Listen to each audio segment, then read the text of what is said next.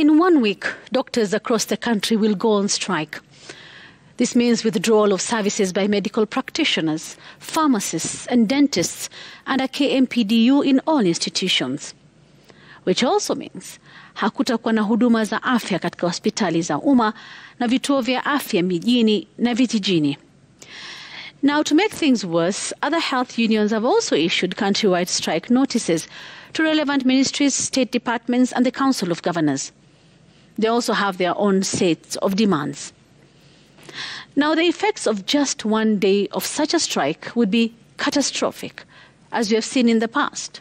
Loss of life, frustrations and almost a near state of anarchy. Wakenya watalazimika kutafuta huduma katika hospitali za kibinafsi na kupambana na gharama ya huduma hizo. Kwa wale wataamua kufanya hivyo. Na je, wale wasiokuwa na uwezo watamkimbilia nani? The medical practitioners want the government to honor collective bargaining agreement as well as court orders. And another major bone of contention is placement of medical interns. The government saying the demands are unrealistic and that there is simply no money.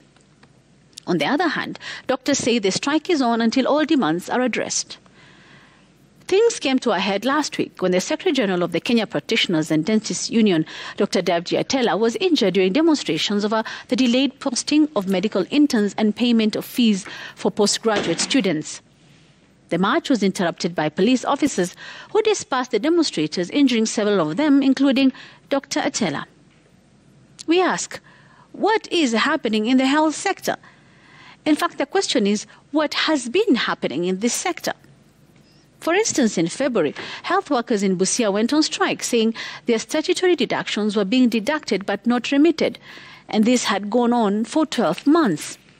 In Kisii, a 14-day strike notice was issued to the county government to comply with demands of medical workers, including alleged victimization and stopping salaries to be reinstated. In January this year, the KMPDU issued a strike notice to the Uasin Gishu County government for contravening the CBA they had signed. Nairobi County was also under fire in January, following accusations of unfair treatment of young medics posted in the county, including declining to renew their contracts. Now, these are just some of the headlines I picked randomly for this year. They are an indicator of the many challenges facing the health sector. When I looked at 2023, Meru health workers threatened to strike over promotion was a headline in June, while in September the headline was strike threat. Doctors ask government to address their concerns within 3 months. In December, health workers in Embu went on strike and remained out of work until a deal was reached. Again, these are just random news articles I came across. Now, is it just me, or maybe devolving health function was not really a very good idea? I mean, it is great that services are getting closer to the people. There are some services that are reaching counties for the first time ever, which is great, like in Wajir, where its first laparoscopic surgery was done last year. Counties say one of the main issues is that they depend heavily on their revenue from the national government to fund their health services. Their own generated revenue contributes only a small portion to their health budget. Why devolve the functions if the funds will not follow? Currently, the chief NHIF matter is competing with the looming strike for attention.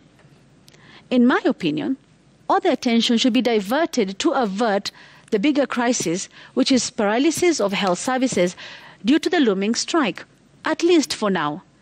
And then we can come back to NHIF shift-to-shift process. And that is my memo.